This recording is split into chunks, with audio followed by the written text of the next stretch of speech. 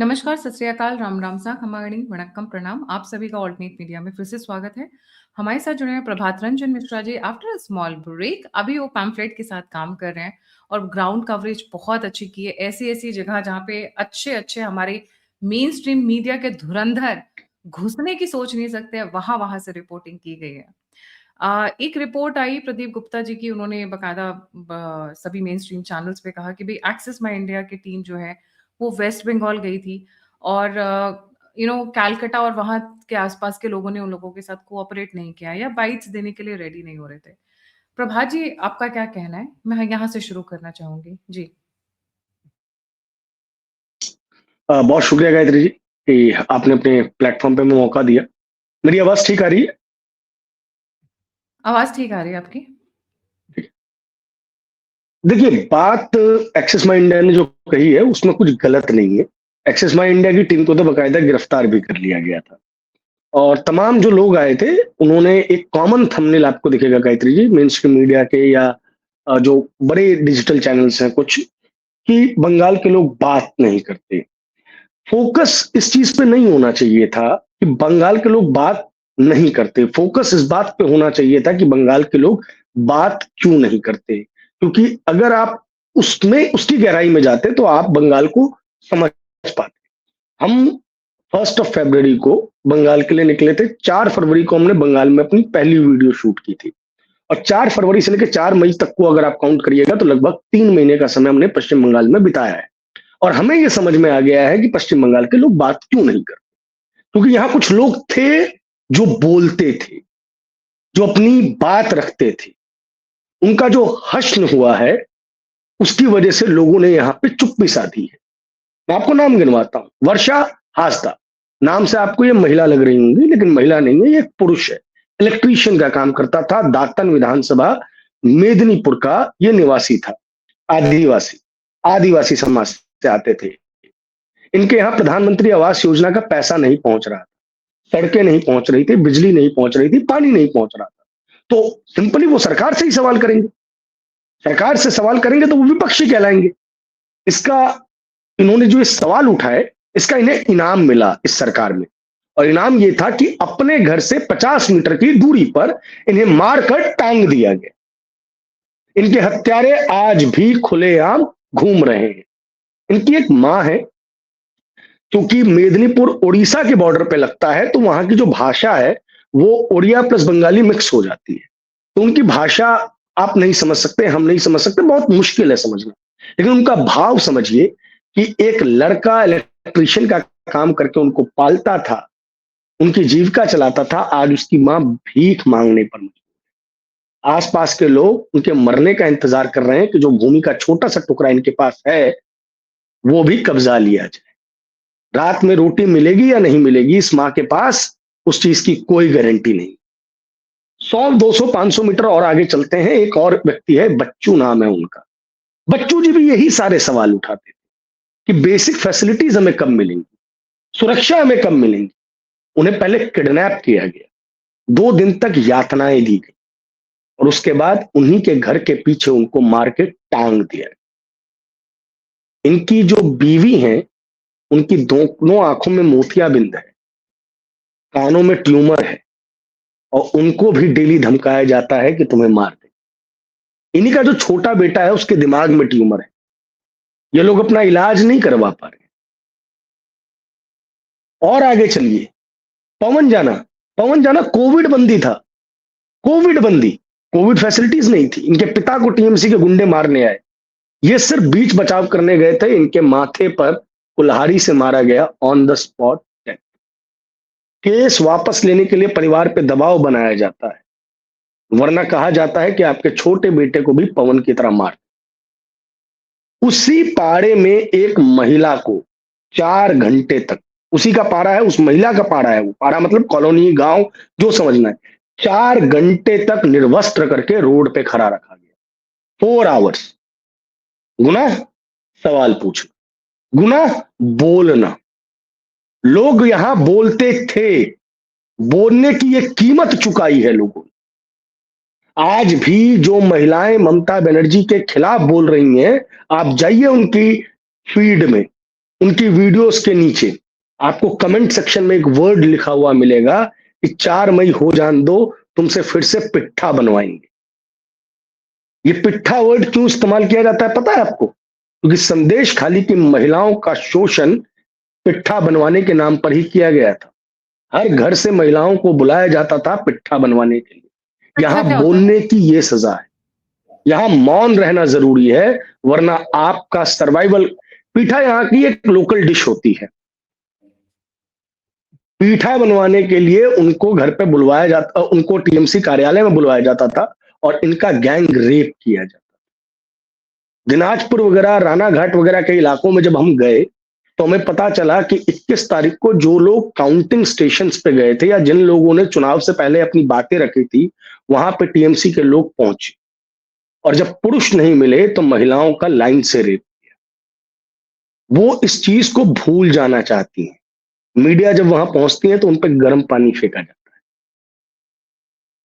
This is the state of West Bengal, it is not just another state. जिस दिन मैं यहां पहुंचा हूं ना 4 मई को, उससे पहले 2 दिन पहले एक वीडियो किसी की वायरल हुई थी। इट्स अबाउट बाबरी मस्जिद। हिंदी भाषी वो रिपोर्टर था। उसके बाद से यहाँ पे क्लियर मैसेजिंग हो गई थी कि हिंदी बोलने वाला जो मीडिया आ रहा है वो एंटी ममता काम करे, और इस चीज के लिए सबको थ्रेट में डाल दिया गया था। भवानीपुर नेताजी भवन मेट्रो स्टेशन के सामने मैंने अपनी पहली रिपोर्ट की थी और मेरी रिपोर्ट में बोलने वाले लोगों से ज्यादा सिविल पुलिस के लोग थे। यहाँ सिविल पुलिस पुलिस अपने आप को काडर समझती है और वो चाहती है कि वो चाहती नहीं, बेसिकली वो इससे अपनी ड्यूटी समझती है कि we should inform the system कि ऐसा इसे दिल्ली नंबर की एक गाड़ी आई है, ऐसे ऐसे एक व्यक्ति आया है जो लोगों से बात कर रहा है। आपको सर्विलांस पे डाल दिया जाता है। गंगा सागर में जिस व्यक्ति के यहां हम रुके अपनी डॉक्यूमेंट्री करने के लिए, उस व्यक्ति को गोली मार दी गई। हम मुर्शिदाबाद में गए, हमने जो लोकल हेल्प ली उसको बकायदा पुलिस ने बुलाकर पूछताछ की उसके साथ। हमने बेलडांगा की अपनी वीडियो रिलीज नहीं की थी, बिल्कुल एंड में वीडियो रिलीज की है। और इस वीडियो में बात करने वाले लोगों के पास टीएमसी के गुंडे पहुंच गए थे। बोला तुझे भी मारूंगा, तेरे माँ बाप को भी मारूंगा, हमारे पास ऑडियो रिकॉर्डिंग है। हम मुर्शिदाबाद में जब काम कर रहे थे ना, तो हम मुर्शिदाबाद में रुक नहीं पा रहे थे। हम मुर्शिदाबाद में काम करते थे, झारखंड के पाकुर में जाकर रुकते थे। इतना थ्रेट था यहाँ, इस लेवल का सर्विलांस था यहाँ। यहां पे जो गवर्नमेंट है वो आपको क्रिटिसाइज करने के लिए सब्जेक्ट्स देती है, उससे इतर आप उनको क्रिटिसाइज नहीं कर सकते। क्रिटिसाइज करने के लिए भी, आपकी क्रांति करने के लिए भी आपको वो विषय दे देती है, और वही चीज आपको हर जगह नजर आएंगी। जैसे हर व्यक्ति आपको सिंगूर पे बात करता हुआ नजर आ जाएगा, हर व्यक्ति आपको सुंदरवन पे बात करता हुआ नजर आ जाएगा, क्योंकि ये जो क्रिटिसिज्म है ना, वो ममता बनर्जी पिछले 15 सालों से झेल रही है, 10 सालों से झेल रही है। तो वो चाहती हैं कि आप इसी के इर्द गिर्द उनको क्रिटिसाइज करें, इसके अलावा किसी नए विषय पर जिक्र ना करें। सिंगूर में इंडस्ट्री नहीं लग पाई, पिछले 3 चुनावों से ममता बनर्जी को मीडिया सिर्फ इसी पे क्रिटिसाइज करती है। किसी ने हावड़ा के फॉर्चून रूट की बात नहीं करनी है, किसी ने लिलुआ की बात नहीं करनी है। फॉर्चून रोड 1.5 से 2 किलोमीटर का एक्सप्रेस, जहां पे 3 लाख लोग कम से कम काम करते थे, 3 लाख परिवार काम करते थे, वहां आज एक भी कंपनी 100% ऑपरेशनल नहीं है। सिर्फ एक जूट मिल है जो महीने में 8 दिन, 5 दिन, 4 दिन चलता है। लिलुआ जहां पे लाखों लोग काम करते थे, 80,000 से 1 लाख की कम से कम कैपेसिटी रही होगी उस जगह की। मैं देख के आया हूं उस जगह को। वहां पे सिर्फ एक चंडी स्टील्स ऑपरेट कर पा रही है, वो भी 12 महीने काम नहीं दे पा रही। लेकिन उस पर क्रिटिसिज्म नहीं करना है, गो टू सिंगूर, सिर्फ उस पे हमारे खिलाफ बोलो। सिर्फ आरजी कर की बात करनी है, कस्बा लॉ कॉलेज की में जो हुआ उस पर बात नहीं करनी, पार्क स्ट्रीट में जो रेप हुआ उस पर बात नहीं करनी, हंस खानी में जो हुआ उसके ऊपर बात नहीं करनी है।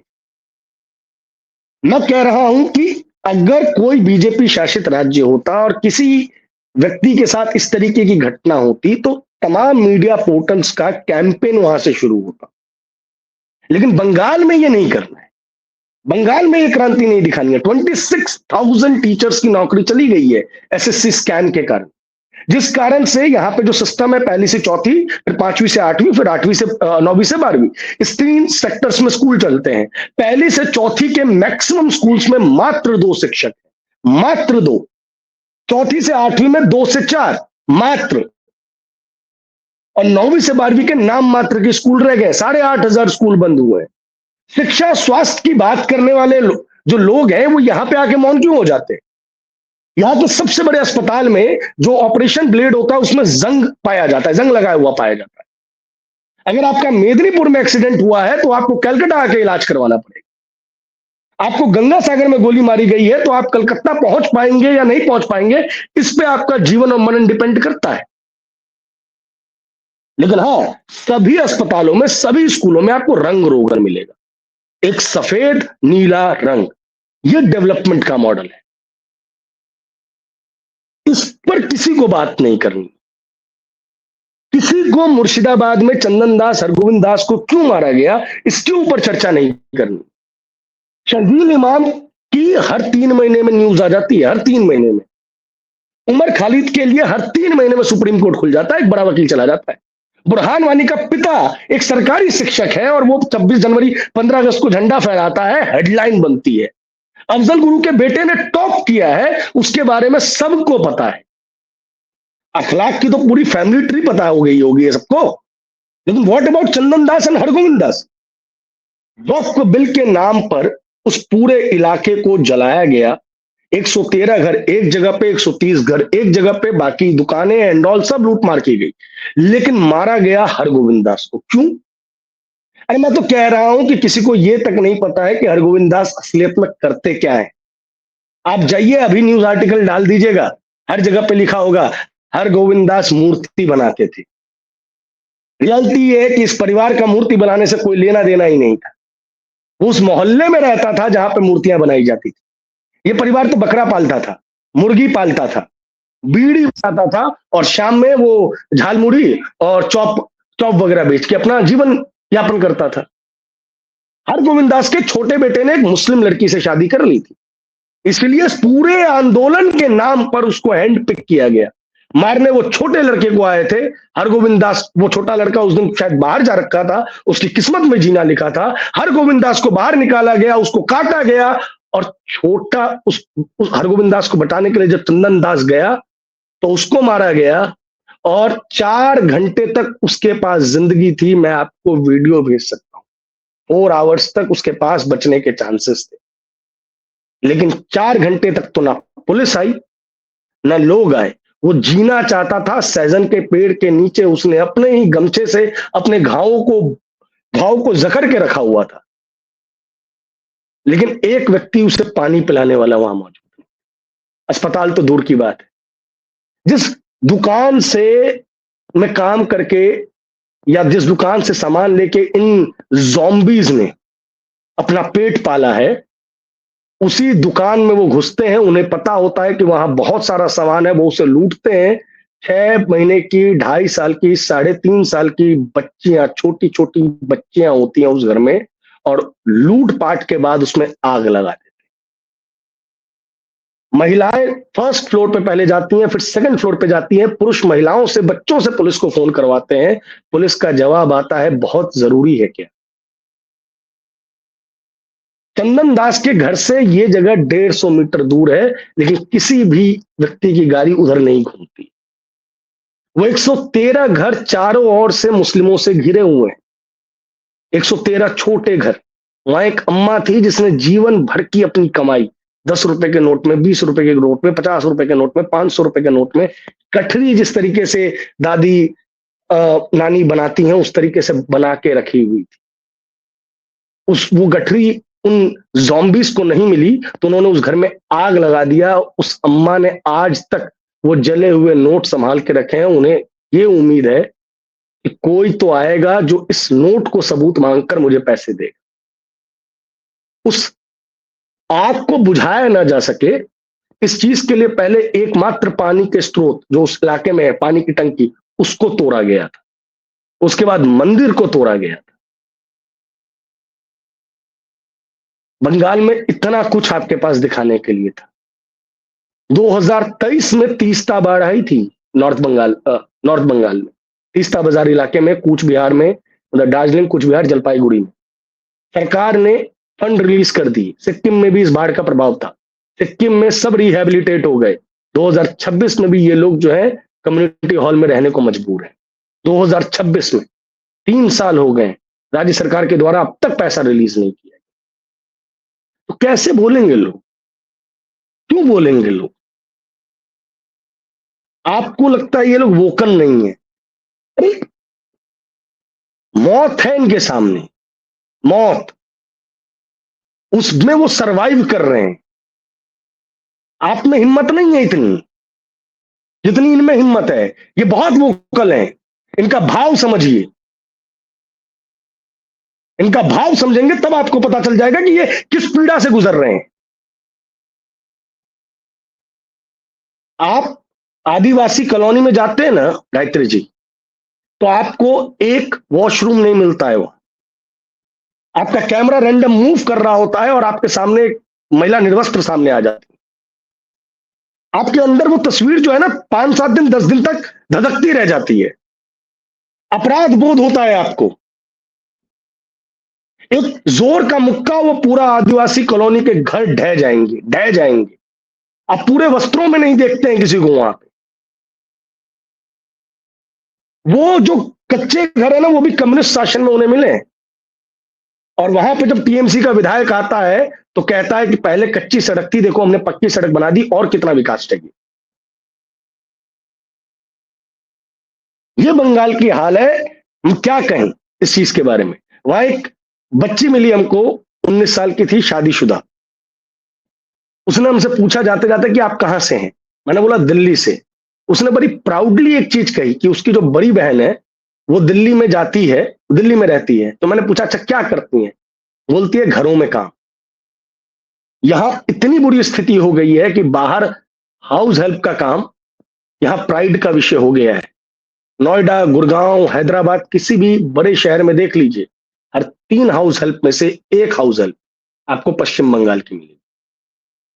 ये उस राज्य का हाल है जो इस देश की जीडीपी में 27% कॉन्ट्रीब्यूट करता है।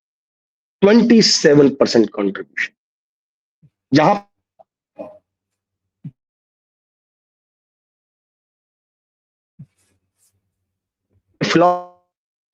स्पोर्ट्स पर्सन निकलते थे, म्यूजिशियंस निकलते थे, आज यहां से क्या निकल रहा है?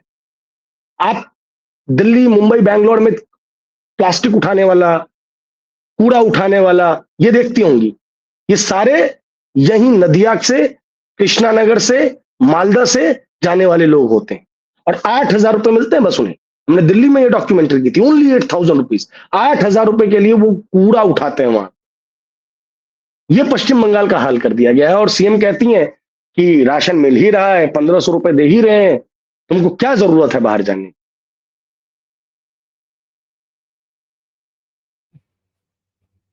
Shocked, no words. और ये महिला सीएम है, द वर्स्ट महिला CM ever to exist in India. हमारे यहाँ बहुत महिलाएं सीएम रही हैं, पीएम तक रही हैं, इंदिरा गांधी, बट इन्होंने तो सबके रिकॉर्ड तोड़ दिए। एक एक एक एक मिनट, मेरी आवाज आ रही है? Hello hello hello. अभी यहाँ पे क्या है ना कि एक डेमोक्रेटिक सीएम है, तो हाँ, अभी यहाँ पे चूंकि एक डेमोक्रेटिक सीएम है ना, तो इसलिए आप यहाँ पे ओपिनियन पोल नहीं कर सकते, आप एग्जिट पोल नहीं कर सकते, मीडिया यहाँ पे आ नहीं सकती है। सत्ता परिवर्तन के बाद एक तानाशाह की पार्टी यहाँ पे सरकार बना ली। उसके बाद आप 5 वर्षों बाद देखिएगा, यही जब लोग आएंगे तो वो आदिवासियों की भी समस्या दिखा पाएंगे, एग्जिट पोल भी कर पाएंगे, ओपिनियन पोल भी हो पाएंगे। क्योंकि लोकतंत्र बचाने वाले की सरकार है, तो लोकतंत्र बचाने वालों की सरकार में इस तरीके की चीजें आप कवर नहीं कर सकते। इसके लिए जो लोकतंत्र खत्म कर रहा है, जो कॉन्स्टिट्यूशन खत्म कर रहा है, जो आइन खत्म कर रहा है, उस व्यक्ति की गवर्नमेंट आएगी तो आप पूरी क्रांति कर पाएंगे। तब आपको आराम से यहाँ पे ओपिनियन पोल भी करने का मौका मिलेगा, इंडस्ट्रियल कोलैप्स की भी बात आप कर पाएंगे। आप ये भी बता पाएंगे कि देखिए 1947 में ये हाल था और 2031 में क्या हाल कर दिया है स्टेट का। आपको फुल फ्रीडम मिल जाएगी। अभी फिलहाल क्या है कि यहाँ पे डेमोक्रेटिक लोग सरकार चला रहे हैं, तो डेमोक्रेटिक लोगों की सरकारों में आप इस तरीके की बातचीत नहीं कर सकते। और थर्डली जो मैं एक बात बहुत इंपॉर्टेंट बताना चाहता हूँ, अगर किसी को भी ये लग रहा है कि हम जो बात बोल रहे हैं वो एग्जैजरेशन है या हमने उस चीज को एक मनगढ़ंत कहानी के रूप में बोला है, मेरे पास 300 नाम है, मैंने 4 नामों का जिक्र किया सिर्फ इसलिए क्योंकि 4 उन लोगों तक मैं पहुंच पाया।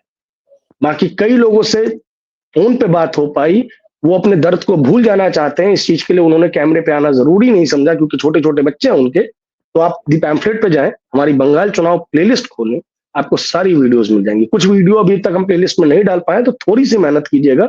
आप नीचे जाएँगे तो यू विल गेट एवरीथिंग, मतलब आपको एविडेंस मिलेगा हर चीज़ का। हमने कोई भी चीज़ जो है ना, वो नहीं की है कि जो बंगाल नहीं आए हैं, वो बैठ के बंगाल का समीकरण बता रहे हैं कि दिनाजपुर में ये होने वाला है या मेदिनीपुर में ये होने वाला है। आप जाएँ प्लीज़ देखें, हमें अच्छा लगेगा कि आप देखेंगे और आप इनके लिए आवाज़ उठाएँगे। जी, थैंक यू सो मच। इसी के साथ जय हिंद, जय श्री राम, हर हर महादेव।